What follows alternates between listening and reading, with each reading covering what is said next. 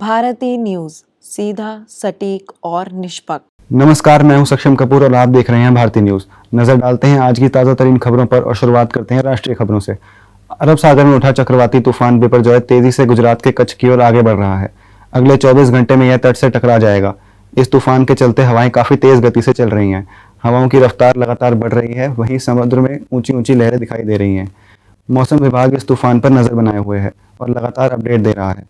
वहीं हर हालात से निपटने के लिए स्थानीय प्रशासन के साथ एनडीआरएफ और एसडीआरएफ की टीमें मुस्तैद हैं। कच्छ में इस तूफान के लैंडफॉल होने की उम्मीद है। दिल्ली में लगातार हत्या की वारदात को अंजाम दिया जा रहा है। ताज़ा मामला दक्षिण पश्चिमी दिल्ली के द्वारका इलाके का है। यहाँ एक शख्स को टैक्सी में गोली मार दी गई। शख्स की उम्र 38 बताई जा रही है। बताया जा रहा है कि रंजिश के कारण संदिग्ध ने टैक्सी में घुसकर शख्स को गोली मारकर हत्या कर दी।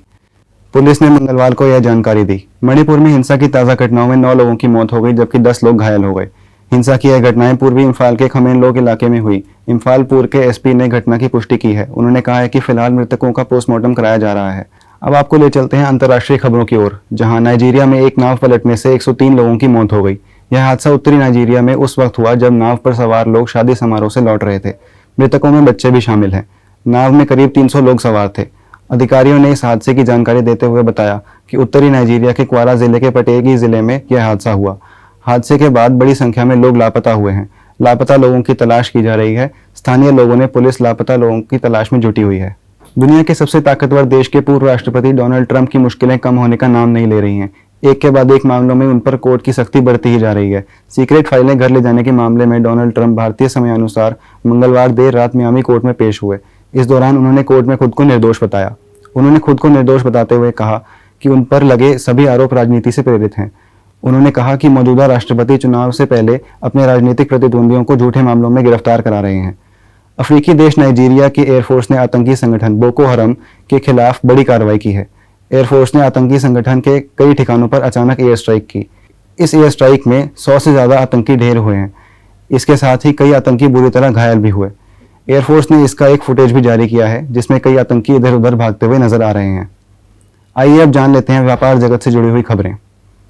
अखिल भारतीय स्तर पर किए गए सर्वे के अनुसार 55% लोग बैंक में 2000 के नोट जमा कराने की योजना बना रहे हैं, जबकि 23% लोग इनको खर्च करने और 22% इन्हें बैंक में बदलने को तैयार हैं। आरबीआई ने 19 मई को 2000 का नोट वापस लेने की घोषणा की थी। भारतीय कार बाजार में अपनी हिस्सेदारी और मजबूत करने के लिए मारुति सुजुकी इंडिया एक और प्रीमियम एमपीवी लॉन्च करने जा रहा है।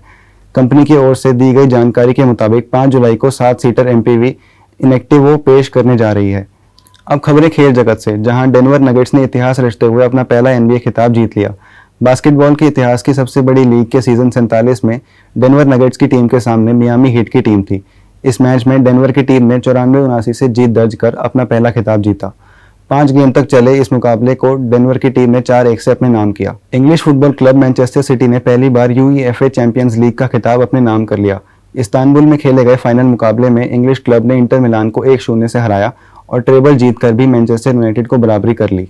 अब तक की खबरों के लिए इतना ही। बाकी की खबरों के लिए देखते रहिए भारतीय न्यूज़ और भारतीय न्यूज़ को शेयर, लाइक और सब्सक्राइब करना ना भूलें।